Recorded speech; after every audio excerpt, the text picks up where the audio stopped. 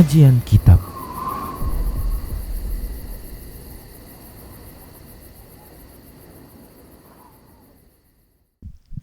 Assalamualaikum warahmatullahi wabarakatuh.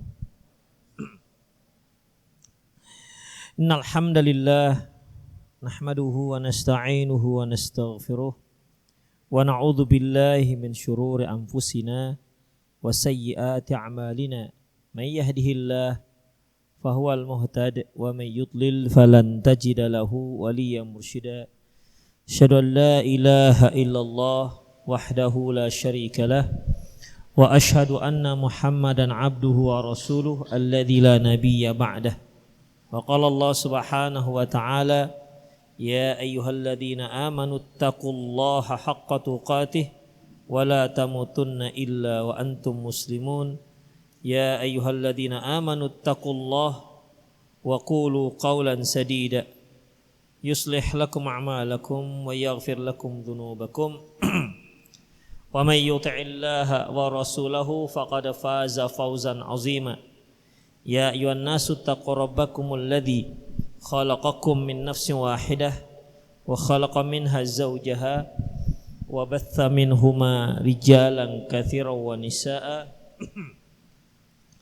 wattaqullaha alladzi tasaaluna bihi wal arham innallaha kana 'alaikum raqiba.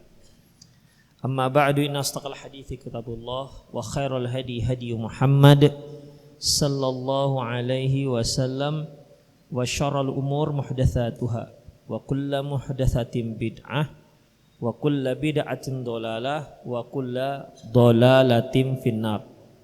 Ikhwah wa akhwat rahimanallahu wa iyyakum.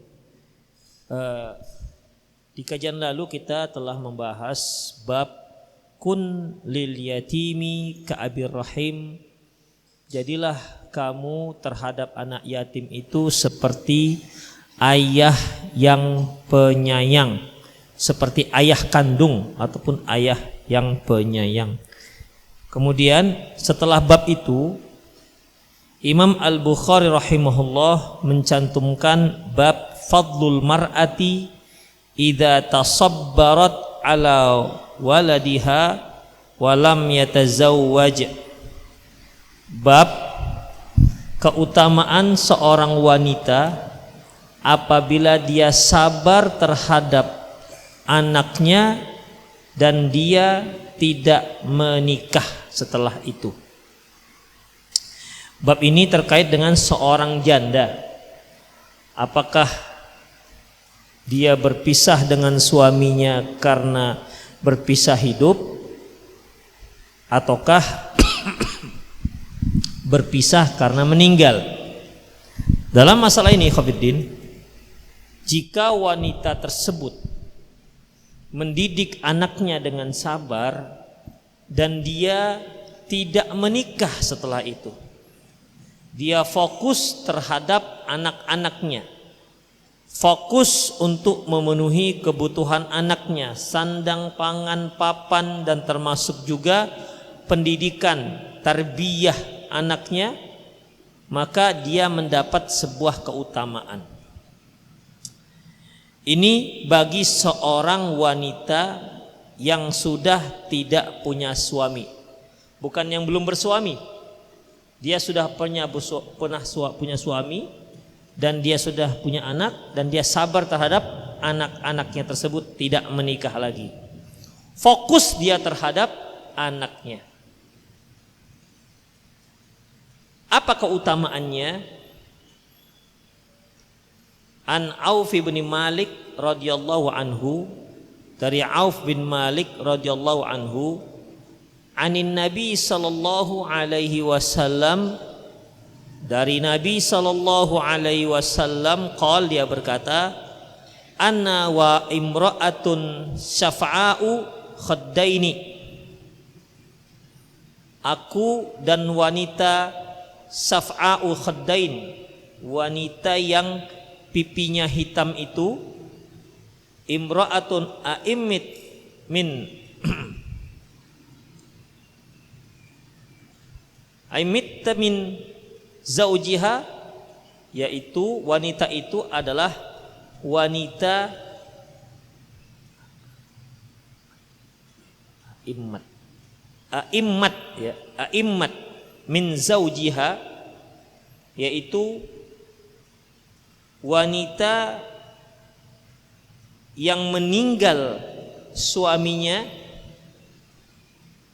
fasabarat ala waladiha, dan dia sabar mendidik anaknya, kahataini fil jannah, seperti ini nanti di surga.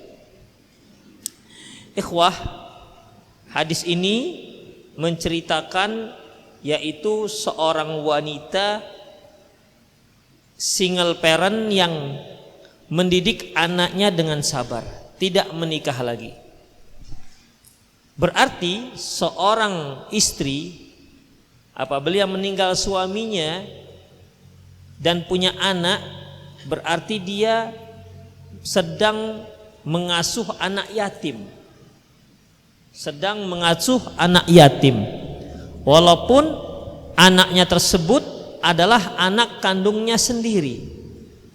Karena pada hakikatnya seorang ibu tidak bertanggung jawab menafkahi anaknya. Yang bertanggung jawab adalah ayahnya.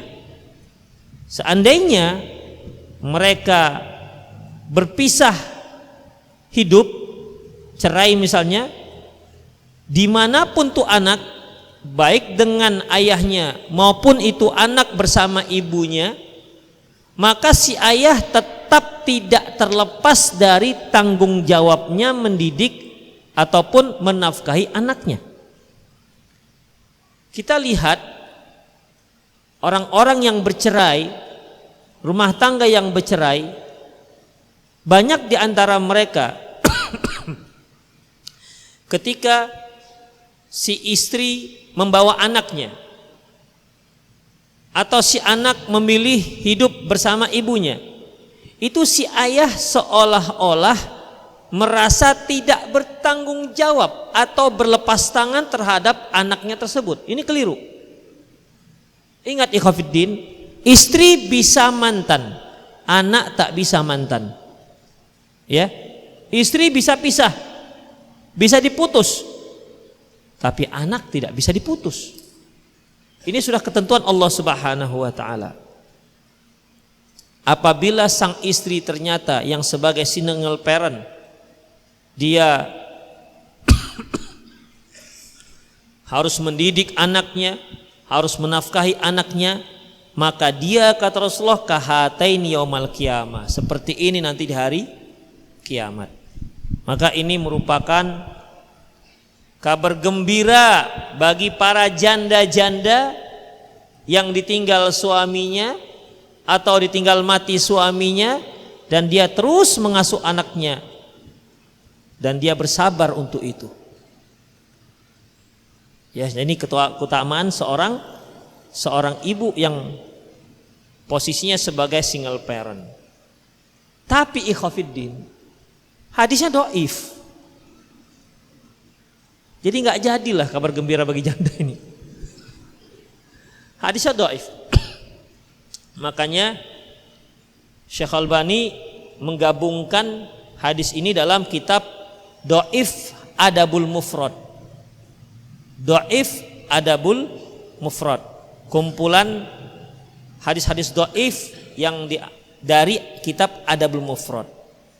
Berarti bagi seorang janda tetap dia dianjurkan untuk menikah lagi. Demikian ikhwatiddin, dianjurkan tetap menikah lagi. Allahu alam bissawab. Apalagi zaman sekarang ini, kalau sudah yang namanya janda itu selalu mengusik para tetangga.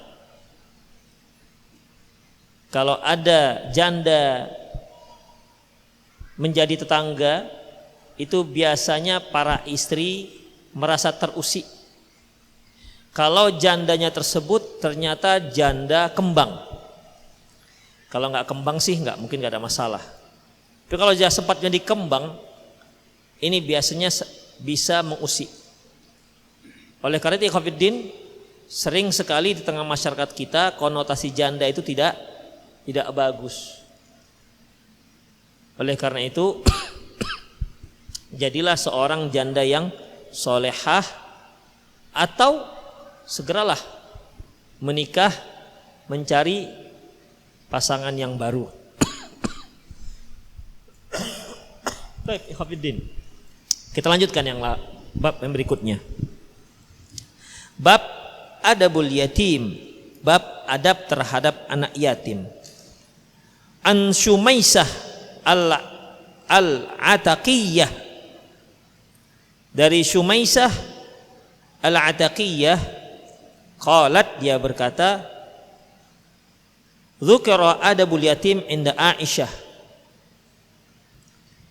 Mereka menyebut-nyebut tentang adab anak yatim terhadap anak yatim di dekat Aisyah radhiyallahu anha. Faqalat, beliau mengatakan, inni la adribul yatima hatta yambasita. Aku pernah mukul anak yatim sampai dia guling, sampai dia berguling. Artinya biasanya anak itu kalau dipukul dan dia rasa sakit, dia mulai beraksi. Dia akan berguling-guling, menunjukkan protesnya kenapa dia harus dipukul. Dan Aisyah radhiyallahu anha memukul, ya, memukul. Dan si anak pun berguling-guling karena dia pukul. Demikian. Ini menunjukkan bahwasanya boleh memukul anak yatim. Sebagaimana hadis yang lalu yang telah kita bacakan, isna' ma bihi ma tasna'u biwaladik. Silahkan kamu bersikap sebagaimana kamu bersikap kepada anak-anakmu. Idrib ma tadribu waladak. Silakan kamu pukul akibat satu perkara yang biasa kamu pukul juga anak tersebut. Kalau anakmu kamu pukul karena satu perkara tersebut, anak yatim silakan juga pukul seperti itu, sama, tidak ada masalah. Jadi dalam dua hadis ini menunjukkan bahwasanya dalam mengasuh anak yatim tidak terlarang kita itu memukul mereka. Sebagaimana kita dalam mendidik anak kita, dalam meluruskan adab anak kita, boleh kita memukulnya. Sama dengan istri. Sebagaimana istri untuk mendidiknya, meluruskan adabnya agar tidak menjadi istri yang durhaka, boleh memukulnya.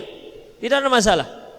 Ya, selama sudah menjalani tahapan-tahapan sebagaimana yang Allah Subhanahu wa taala sebutkan dalam Al-Qur'an, dinasihati dengan lembut. Jika tidak mempan, maka pisah ranjang. Enggak mempan juga boleh dipukul.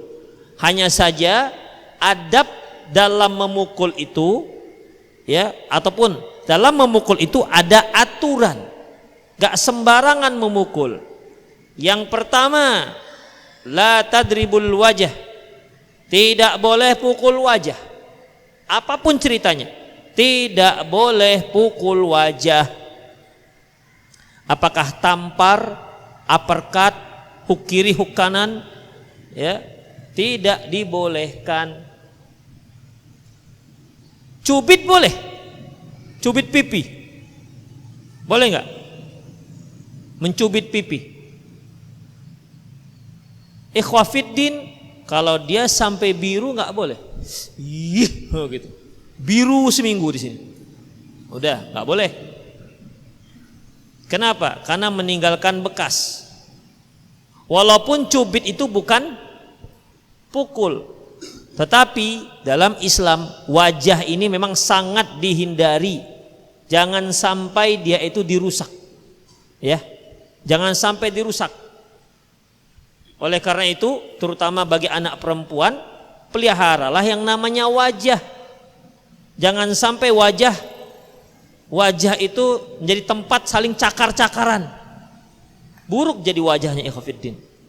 Ternyata Islam dalam masalah ini dibandingkan bahagian tubuh yang lain itu sangat menjaga yang namanya wajah. Karena wajah itu merupakan tempat yang paling terhormat, tempat yang paling terhormat di jasad kita. Beda halnya dengan orang Indonesia. Orang Indonesia yang dihindari adalah apa? Kepala.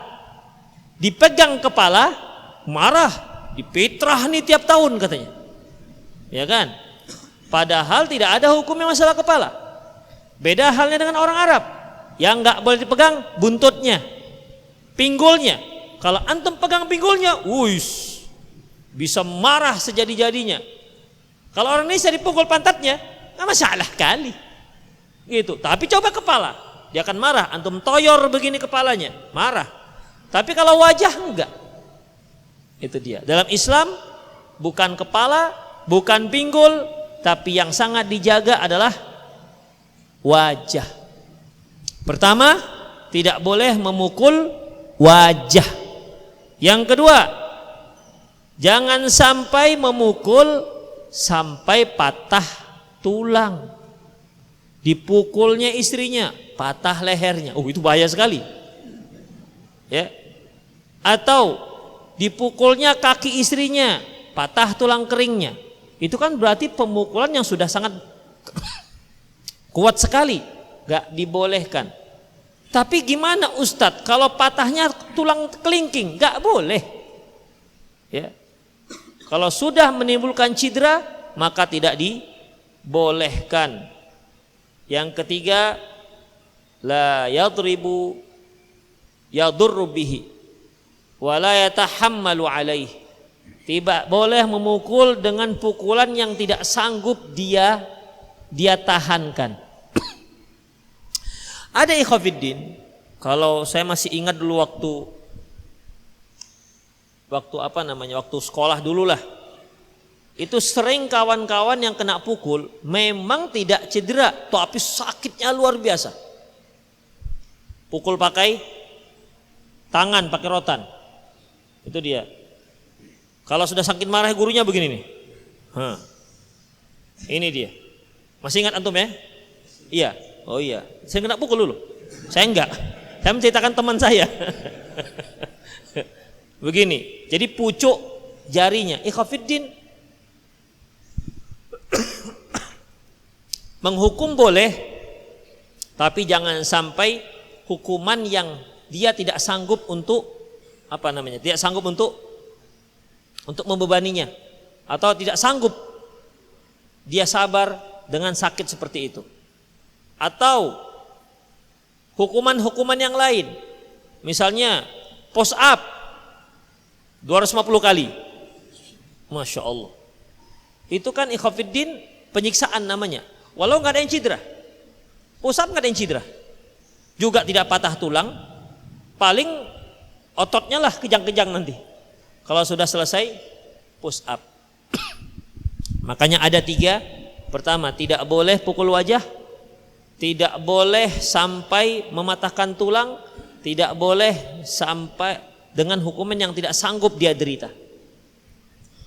Tambah satu lagi, pukulan tidak boleh yang menimbulkan bekas. Tidak boleh pukulan menimbulkan bekas. Kalau ada orang tua atau guru memukul muridnya atau memukul anaknya sampai menimbulkan bekas, maka dia telah menzalimi itu anak. Misalnya pukul pakai rotan, berbirat, ya berbirat, maka nggak dibolehkan. Ikhwafiddin rahimani Allah wa iyyakum. Baik. Kita lanjutkan.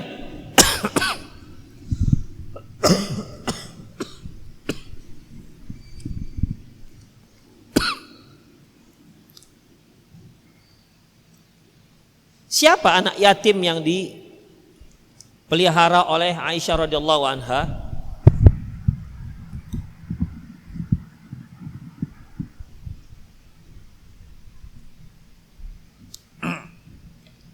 Siapa anak yatim yang dipelihara oleh radhiyallahu anha? Dia adalah keponakan-keponakannya. Ya, keponakan beliau.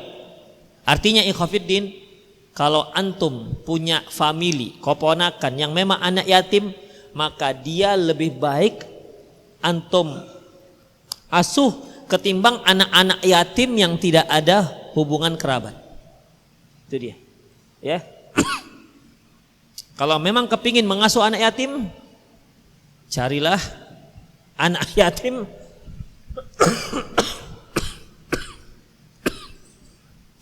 carilah anak yatim yang memang dari kerabat kita. Kita akan dapat 2 pahala, yaitu pahala pahala menyambung silaturahmi dan pahala mengasuh anak yatim. Selanjutnya, babu fadli man mata lahul walad. Bab keutamaan mereka yang memiliki anak kecil yang meninggal dunia. Tentunya jika memang orang tua ini orang tua yang ridho dengan hal tersebut, bukan orang tua yang bukan orang tua yang tidak ridho. Karena meninggalnya anak itu merupakan salah satu musibah ataupun ujian. Rasulullah sallallahu alaihi wasallam bersabda, "Innallaha idza ahabba qauman ibtalah." Apabila Allah Subhanahu wa taala mencintai suatu kaum, Dia akan mengujinya. Faman radiya falahu ridha. Barang siapa yang ridho dengan ujian tersebut, maka dia mendapatkan keridhaan dari Allah. Faman sakhita, dan barang siapa yang jengkel dengan cobaan tersebut, falahu sukht, fa alaihi sukht, maka dia juga mendapatkan kemurkaan dari Allah Subhanahu wa taala. Jadi dalam masalah ini orang tua meninggal anaknya yang masih kecil. Apa keutamaannya? An Abi Hurairah radhiyallahu anhu, dari Abi Hurairah radhiyallahu anhu, anna Rasulullah sallallahu alaihi wasallam qaal, bahwasanya Rasulullah sallallahu alaihi wasallam bersabda, la yamutu li ahadin minal muslimin salasatun minal walad fatamassuhun nar illa tahillatal qasam. Tidaklah salah seorang kaum muslimin yang meninggal anak kecilnya 3 orang lantas dia dijamah ataupun lantas dia dibakar oleh api neraka. Artinya tidak akan pernah seorang muslim yang meninggal 3 orang anak kecilnya yang dijilat oleh api neraka. Artinya dia tidak akan terkena api neraka. Illa tahillatal qasam, kecuali sumpah yang pernah ditetapkan oleh Allah Subhanahu wa taala. Maksudnya bagaimana? Allah Subhanahu wa taala firman, wa im minkum illa wariduha kana ala rabbika hatmam maqdiyya. Itu surat Maryam. Tidaklah di antara kalian illa wariduha, pasti nanti akan melewati api neraka. Pasti akan melewati api neraka. Artinya siapa saja, baik orang muslim, orang kafir, orang soleh, orang fasik, dia akan melintas di atas api neraka, di atas sirat. Sudah, setakwa apapun dia akan melintas di atas neraka. Jadi kalau sudah di atas api neraka, otomatis sedikit banyak dia akan merasakan panasnya. Itulah dia. Jadi dia tidak berarti masuk surganya itu tidak melalui neraka, artinya langsung lompat gitu ke surga, enggak. Tetap dia akan melintas di atas api neraka. Sebagaimana dalam hadis, ada yang kecepatannya bagaikan kilat, ada yang bagaikan angin, ada bagaikan kuda yang cepat, ada yang berlari, ada yang berjalan, ada yang merangkak, ada yang terkadang terjatuh, kadang-kadang jatuh bangun, begitu. Tapi semuanya pasti akan melintas di atas api neraka. Demikian. Termasuk orang ini.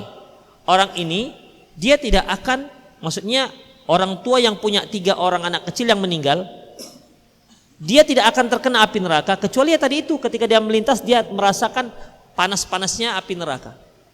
Begitu. Tapi tidak sampai dia dijilat dan dimasukkan ke dalam api neraka. Itu yang dikatakan illa tahillatal qasam. Qasam itu arti sumpah. Dikarenakan memang sudah sumpah Allah, ketentuan Allah, setiap orang harus melintas di atas api neraka. Taib, ikhwatiddin rahimanallahu wa iyyakum. Ada sebuah hadis yang diriwayatkan oleh Imam Ahmad dan Imam Tirmidzi dari Abu Musa al-Asy'ari, di mana Rasulullah sallallahu alaihi wasallam bersabda, "Idza mata walul 'abdi," apabila meninggal anak dari seorang hamba, qala Allahu lil malaikah, malaikat akan berkata, Allah akan berkata kepada malaikat, qabattum walada abdi, apakah kalian sudah mencabut nyawa anak hambaku?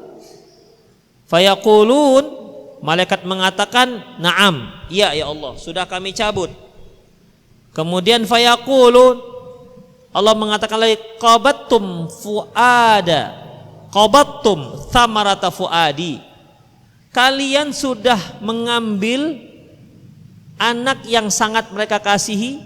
Fayaquluna na'am, malaikat mengatakan iya, kami sudah cabut nyawanya. Fayaqulullah, lantas Allah mengatakan, famadha fa'ala, apa yang dia lakukan? Atau famadha qala abdi, apa yang dikatakan hambaku? Artinya di saat kalian mengambil anaknya, kasih sayangnya, kalian cabut nyawanya, apa yang mereka ucapkan? Fayaqulun, malaikat mengatakan, mereka yahmidillah wastarja'a, hamidaka wastarja'ak, dia mengucapkan alhamdulillah dan mengucapkan innalillahi wa inna ilaihi raji'un. Fayaqulullah, lantas Allah Subhanahu wa ta'ala berkata, ibnu li abdi baitan fil jannah, bangunkan untuk hambaku tersebut satu rumah di surga, wasammu baital hamdi, mereka dan namakan dengan nama rumah alhamdu. Jadi rumah hamdu bagi orang tua yang meninggal anaknya dan dia ridho dengan itu, ketika meninggal anaknya dia katakan alhamdulillah inna lillahi wa inna ilaihi raji'un, maka Allah bangunkan untuk dia satu rumah di surga namanya rumah hamdu, baitul hamdi, rumah alhamdu. Demikian. Tapi ikhwatiddin, dalam mengamalkan ini juga tengok situasi ya. Karena kalau nggak tahu, masyarakat kita nggak tahu, misalnya istri antum lah nggak tahu, bang, anak kita meninggal bang, alhamdulillah inna, alhamdulillah bang bilang, suka kali abang anak kita mati, dia nggak tahu. Dikiranya alhamdulillah itu kalau hanya mendapatkan nikmat. Ternyata dalam kondisi ini juga kita boleh mengatakan alhamdulillah, segala puji bagi Allah. Demikian juga kalau ada berita anak teman antum meninggal, antum jangan ucap alhamdulillah kuat-kuat depan dia, karena dia nanti tersinggung. Akhi, anak saya meninggal, alhamdulillah, innalillahi wa inna ilaihi raji'un. Ya, nanti dia salah memahami. Karena ucapan alhamdulillah itu selalu kita konotasikan untuk hal-hal yang sifatnya menyenangkan. Itulah baru alhamdulillah. Kalau ini tidak, kalau ini jarang orang mengucapkan alhamdulillah.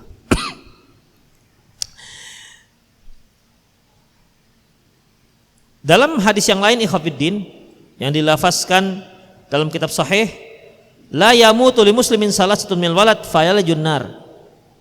Tidak akan pernah ada seorang muslim yang meninggal anaknya 3 orang lantas dia masuk neraka. Tidak akan pernah ada. Artinya dia tidak akan masuk neraka. Dalam hadis yang berikutnya dari Abu Hurairah radhiyallahu anhu, annam ra'atan atat Nabiya sallallahu alaihi wasallam bisabi, bahwasanya seorang wanita datang kepada Nabi membawa anak kecilnya. Faqalat, dia berkata, ud'ullaha lahu, ya Rasulullah, doakanlah anak saya ini.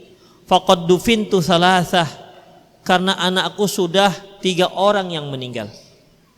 Jadi ini sangat sedih ya wanita ini.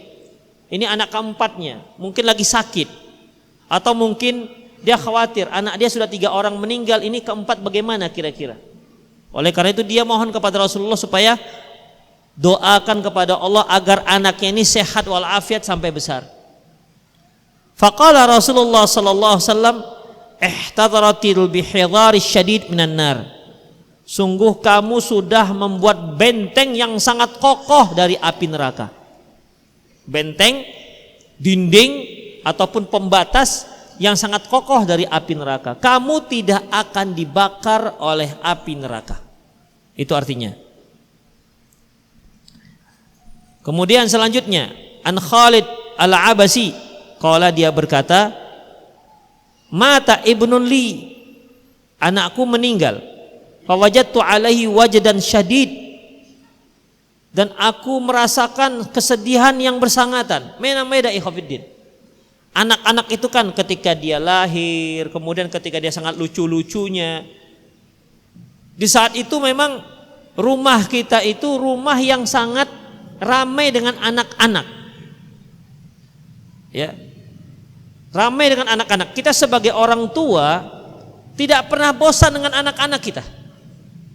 Bahkan apalagi ibunya, itu anak bau ompol, sudah jelas bau ompol tetap dicium, padahal dia tahu bahwasanya anaknya lagi amis. Begitulah posisi orang tua terhadap anaknya, ya. Dalam kondisi seperti itu dia meninggal. Makanya sahabat ini Khalid al-Abasi merasa sangat sedih. Sangat sedih. Pernah kejadian pada Tolhah. Tolhah menikah dengan Ummu Sulaim. Kemudian punya anak. Anaknya sakit. Setiap kali Tolhah pulang yang pertama ditanya, gimana dengan anak kita? Sudah sehat? Masih. Setiap kali pulang, pokoknya kalau dia pergi ke masjid pulang nanya. Setiap kali keluar rumah pulang nanya. Yang ditanya anaknya, gimana dengan anak kita? Gimana anak kita? Hingga suatu hari, ya, si anak ini meninggal dunia. Tolhah waktu itu masih di luar. Ketika dia pulang yang pertama ditanya seperti biasa, anak gimana? Anak kita gimana? Alhamdulillah dia sudah sangat tenang. Lebih tenang daripada hari sebelumnya. Iya, orang meninggal ya tenang lah. Namun tidak dikasih tahu oleh Ummu Sulaim pada waktu itu. Karena dia tahu ini Abu Tolhah sangat sayang dengan anaknya ini. Sayangnya luar biasa. Kemudian Ummu Sulaim berdandan dengan secantik-cantiknya. Hingga malam itu Abu Tolhah mendekati Ummu Sulaim, dan akhirnya mereka pun melakukan hubungan intim. Senang pada waktu itu. Ya, bagaikan malam pertama bagi pengantin. Setelah selesai, apa kata Ummu Sulaim? Kalau bahasa kita gini lah, Bang, kalau ada orang yang meminjamkan barang kepada kita, kemudian dia minta pulangkan, boleh nggak kira-kira kita kata, oh jangan? Ya kata Abu Tolhah, ya tidak, nggak boleh. Itu kan punya dia. Kalau kita minjam ya pulangkan, namanya punya dia. Kata Ummu Sulaim, Bang, anak kita itu kan pinjaman Allah, dan Allah sudah mengambilnya. Abu Tolhah tercenung dia, nggak bisa buat apa-apa, karena sudah dikunci oleh Ummu Sulaim. Ummu Sulaim tahu ini kalau langsung diberitahu, bang, anak kita meninggal, begitu pulang dia bisa kalang kabut. Makanya para istri kalau terjadi apa-apa di rumah, ya, apakah anak sakit berat atau apalah namanya, atau anak tinggal kelas misalnya, qadarullah, begitu suami pulang jangan teriak, belum sampai buka pagar, bang anak kau turun, anak kau tinggal kelas, itulah anak abang tuh. Jangan, biarkan dulu tenang dia. Apalagi kalau dia meninggal, biarkan tenang dulu, makan dulu, begitu. Memang begini ikhwafiddin, kriteria wanita cerdas tuh begitu. Ingat gak Khadijah? Khadijah ketika Rasulullah mendapat wahyu pertama itu kan gemetar, Rasulullah takut. Ya, ketika pulang itu Khadijah nggak nanya. Khadijah hanya melakukan apa yang diperintahkan Rasulullah. Zammiluni, zammiluni, selimutkan aku. Wajah Rasulullah pucat, masai, gemetar banget karena takut. Baru kali ini dia jumpa makhluk seperti itu. Sempat dipeluk 3 kali masalahnya. Coba seorang istri yang nggak cerdas, suaminya takut seperti itu. Ada apa bang? Bilang bang, alah bang. Bisa begitu? Ini nggak cerdas ini istri. Ya, si suami digitukan, udah kalang kabut, bisa nampar lah kan. Alah kau diam lah kau dulu, begitu. Demikian, tenangkan dulu suami, baru setelah itu ditanya. Sama nih Ummu Sulaim juga begitu. Ya ibu-ibu ya, jangan begitu. Baik yang ibu-ibu maupun yang calon ibu-ibu. Kalau ada kira-kira yang kira-kira akan membuat gusar suami, termasuk juga uang sekolah. Misalnya uang sekolah sudah 2 bulan gak dibayar, mungkin karena seret ekonomi. Jangan ketika suami begitu masuk pintu, bang, uang anak sekolah kita 3,5 bulan gak dibayar. Wah, itu bisa kalang kabut. Mikir dia. Biarkan dulu masuk, mandi, gitu. Suguhkan makanan apa adanya, baru, bang, ada kabar baru loh bang. Apa itu? Uang sekolah. Belum dibayar. Kan lebih tenang. Oh ya tenang deh, tenang. Nanti kita ngutang. Demikian. Yang penting kan solusinya ada. Jangan sampai solusinya tak ada, malah marah-marah yang muncul. Namanya juga suami. Suami itu pemimpin rumah tangga. Siapapun dia pasti ada egonya. Saya ini suami, kenapa nggak nanti kamu kasih tahu begitu? Itulah ikhwafiddin. Baik. Jadi di situ Abu Thalhah sangat sedih. Ini anaknya. Demikian. Ini seperti Abbasi. Al-Abbasi, dia sedih. Kenapa? Anaknya meninggal. Wajadtu alaihi wajdan syadidan. Aku rasakan sedih luar biasa. Rasulullah saja ketika anak-anak beliau meninggal, kan Rasulullah punya anak 6, semuanya meninggal kecuali 1, yaitu Fatimah. Anak beliau Ibrahim, Qasim, itu lagi apa ya? Abdullah. Ada 3. Ada 2 atau 3 anak beliau. Ya.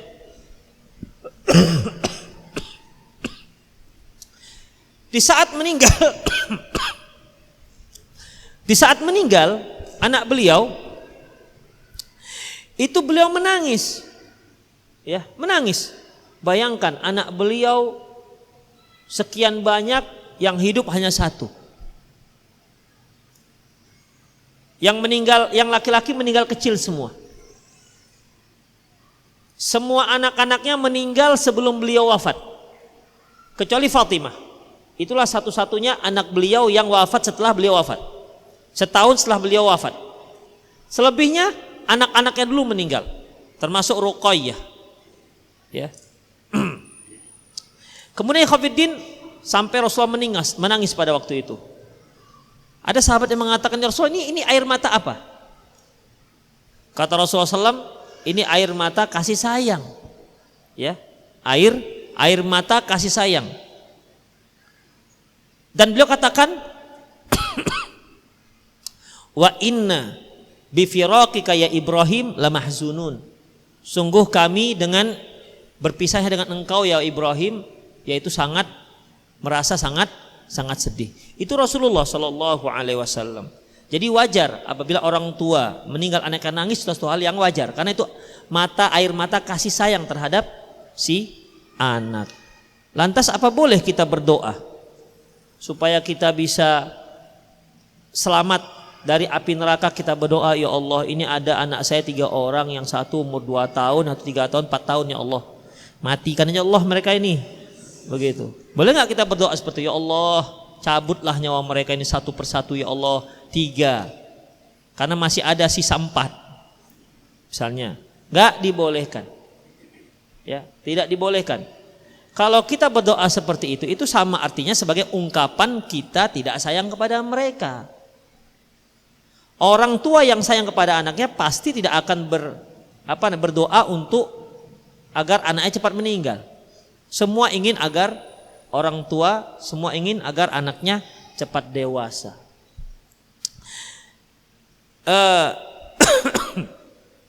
Kemudian qultu ya Abu Hurairah ma sami'ta min Nabi sallam syai'an tusakhi bihi anfusana an mautana. Kata Abbasi, wahai Abu Hurairah, adakah engkau mendengar satu hadis dari Rasulullah yang bisa menenangkan hati kami dikarenakan kami kena musibah kematian begini? Qala, dia berkata, sami'tu minan Nabi sallam yaqul, aku pernah mendengar dari Nabi SAW bersabda, sigharukum da'amisul jannah. Anak-anak kecil kalian itu adalah da'amisul jannah. Da'amis itu ini Khafidin, kalau antum melihat air ada kutu-kutu airnya. Ah, itulah dia. Kalau kutu air ini kan di air ada seperti kutu itu, ya. Dia kan kesana kemari di air itu tanpa ada yang melarangnya. Demikian juga anak kecil kalian yang meninggal waktu kecil, nanti di surga itu seperti itu, seperti hewan itu. Kemana-mana dia masuk tidak akan ada yang larang. Begitu. Dia masuk ke rumah penduduk surga, gak ada yang larang. Kenapa? Anak kecil. Demikian. Dia masuk kemana terserah mereka mau ingin masuk kemana, tidak ada yang larang.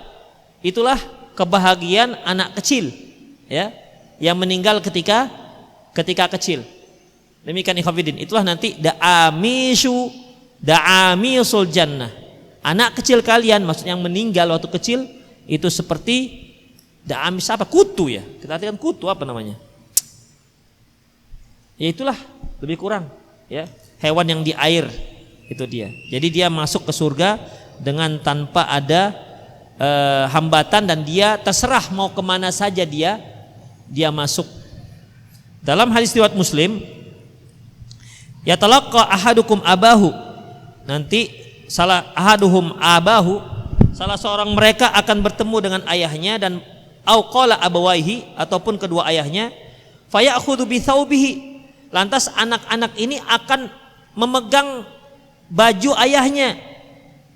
Qala akhudhu ana bi sinifati thawbik hadza fala yatanaha hatta yudkhilullahu abahul jannah. Artinya ini anak kecil itu dipegang, dia pegang baju ayahnya. Kan Allah katakan, kalian masuk surga sudah sana.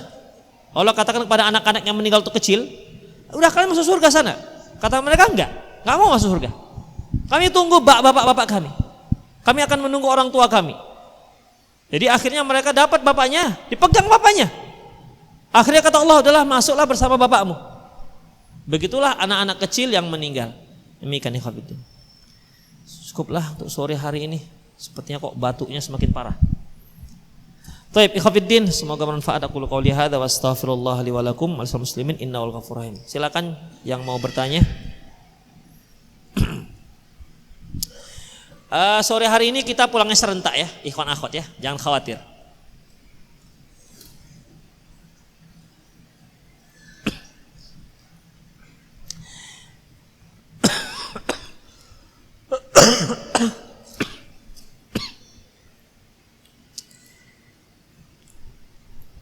Assalamualaikum Ustaz. Anak ingin bertanya, sholat tahajud itu paling sedikit boleh dikerjakan 2 rakaat kan Ustaz? Lalu kalau ingin menyambungnya dengan witir, apakah boleh witir 1 rakaat? Boleh. Ya, antum boleh witirnya itu 1, 2, 3, 5, boleh silakan. Akan lebih bagus lagi kalau antum kerjakan terus menerus. Artinya setiap malam walaupun sedikit rakaatnya. Ya. Ustadz, kalau anak yang meninggal ucapan alhamdulillah dibangunkan rumah di surga. Jadi kalau orang tua yang meninggal apakah bangun rumah juga? Enggak. Jadi ini khusus untuk anak kecil. Kenapa ya Khafiddin? Karena beda meninggal orang tua kita dengan meninggal anak kita. Itu pasti yang lebih kita sedihkan adalah meninggal anak. Makanya Khafiddin, ketika anak sakit kita rawat berharap agar anak sembuh. Kalau orang tua sakit sudah 70, 90 kita rawat berharap agar orang tua cepat sembuh juga. Tapi sembuhnya selamanya. Itu dia meninggal. Beda Khafiddin. Keikhlasan kita dalam merawat anak dengan keikhlasan kita merawat orang tua. Nggak bisa dilawan. Ya, tidak bisa kita balas jasa orang tua tersebut. Nggak bisa, apapun ceritanya.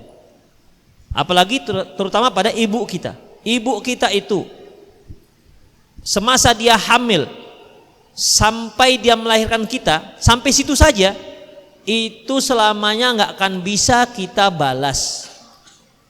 Ketika seorang sahabat bertanya, seorang tabiin bertanya kepada Abdullah bin Umar, aku menggendong ibuku dari Yaman ke Mekah dan balik lagi ke Yaman untuk haji, apakah aku sudah bisa membalas jasa orang tuaku?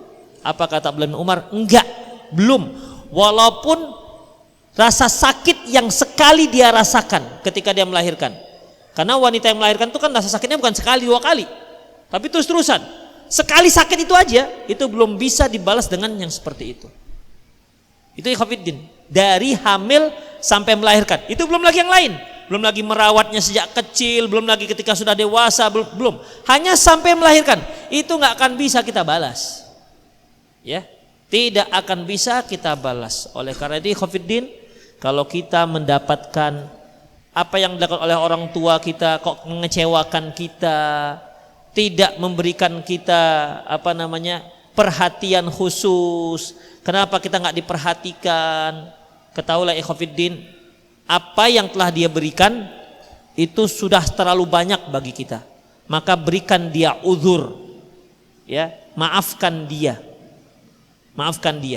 Jadi jangan menuntut hal-hal yang sebenarnya juga kita bisa sabar untuk hal seperti itu. Hanya saja kita sebagai anak, jadikanlah itu sebagai ibroh, jadi pelajaran. Jangan sampai kepada anak kita berbuat seperti itu. Kalau kita merasa orang tua kita tidak memperhatikan kita, nanti ketika kita punya anak, perhatikan anak kita seperti itu. Karena Khafiddin, banyak orang tua kita itu mereka berupaya mendidik anaknya untuk menjadi saintis, menjadi ilmuwan, dokter, apalagi orang-orang yang akademisinya tinggi, orang yang pintar, cerdik, pandai berdagang. Tapi banyak yang lupa, mereka belum menyiapkan anak mereka untuk menjadi istri bagi suaminya. Mereka lupa, mereka belum menyiapkan suami untuk istrinya. Mereka lupa, mereka belum siapkan anaknya untuk menjadi orang tua terhadap cucu-cucunya nanti. Padahal ini sangat penting. Berapa banyak tuh para akhwat S3, S2, masak apa nih? Masak air pun gosong. Demikian. Bisa kau Ustadz masak rendang, masak kare, masak soto, tapi rendang, Indomie kare, Indomie soto. Hanya begitu, nggak pandai masak. Berarti dia belum disiapkan untuk menjadi seorang istri. Nyapu tak pandai. Nggak pandai nyapu. Nyapu belepotan. Kalau sudah nyapu, di sini ada debunya nggak nampak dia. Demikian. Lupa dia mengajarkan anaknya bagaimana menjadi seorang istri. Lupa dia mengajarkan anaknya bagaimana menjadi seorang ayah. Ini penting sekali, Khafiddin. Nggak ada di sekolah tuh nggak ada dipelajarkan jadi ayah tuh nggak ada. Demikian. Jadi Antum yang belum punya anak atau yang sudah punya anak, ajarkan mereka bagaimana nanti mereka menjadi seorang ayah. Ustadz, sekarang kan yang penting fulus. Ada fulus mulus. Masalah masak kan gampang. Punya duit bisa, semua bisa diatur. Semua bisa diatur. Mencuci. Kan ada laundry, ada fulus, bersih. Begitu. Apalagi masak. Ikhwafiddin rahimani Allah wa iyyakum. Tapi antum bakal tidak menjadi figur bagi anak-anak antum. Kalau kita punya ibu-ibu kita yang tradisional, kan teringat kita tuh. Masya Allah, saya kalau masakan ibu saya, walaupun pedas tak sakit perut. Tapi kalau masakan istri, tetap sakit perut kalau kepedasan. Itu kan kita teringat. Mak saya pandai masak, teringat terus dengan masakan mak kita. Coba kalau kita hanya pandai sit, tengok lele di seteling rumah makan Padang, sit lele, keluar lele, tunjuk rendang, keluar rendang. Prosesnya kita nggak tahu, ikhwafiddin. Ya, prosesnya kita nggak tahu. Makanya para akhwat, belajarlah memasak karena itu merupakan fitrah anti. Belajarlah mencuci piring, ya, belajar cuci piring. Jangan sampai nggak bisa cuci piring, karena biasanya habis cuci piring dibuang aja, nanti balik lagi sudah bersih. Demikian.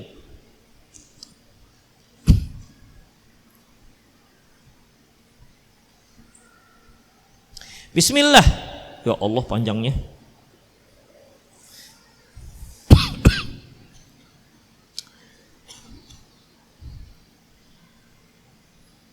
Ikhwah, jangan panjang-panjang lah. Panjang-panjang kali. Nah ini. Bagaimana menyikati seorang ayah yang tidak pernah memberi nafkah untuk anaknya dari lahir? Tetap yang namanya bakti anak wajib kepada orang tuanya. Tetap. Ketika orang tua tidak melaksanakan kewajibannya, maka anak jangan pula tidak melaksanakan kewajibannya kepada orang tua. Jangan. Ya. Kalau orang tua tak memberikan kewajibannya, yang dosa dia. Tapi kalau kita sebagai anak kita timpali juga tak memberikan bakti kita kepada mereka, kita juga dosa. Apa bedanya? Apa bedanya antara kita dengan dia? Demikian ikhwafiddin. Jadi tidak dibolehkan. Kan sudah kita pelajari. Asma binti Abi Bakar memiliki seorang ibu yang masih musyrikah. Masih musyrik. Dia bertanya kepada Rasulullah, "Ya Rasulullah, apakah aku boleh? Apakah masih aku diperbolehkan berbakti kepada orang tuaku, kepada ibuku?" Kata Rasulullah, "Ya sudah, silahkan. Tetap wajib." Makanya Allah katakan, "Wa in jahadaka ala an tusyrika bi ma laisa laka bi ilmun fala tuti'huma." Apabila mereka berupaya untuk mengajak kamu mensekutukan Allah, maka jangan taati mereka berdua. Tapi wasahibuhuma fid dunya ma'rufah, dan tetaplah kamu bergaul dengan mereka dengan cara yang baik. Mau nanya seputar waktu sholat subuh?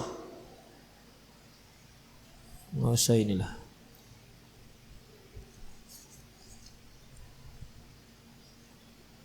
Lebih utama qobliyah subuh di rumah tapi tidak dapat saf pertama, atau tidak dapat qobliyah subuh tapi dapat saf pertama? Ya lebih utama dapat saf pertama untuk qobliyah lah. Sebelum adzan antum sudah ke sana.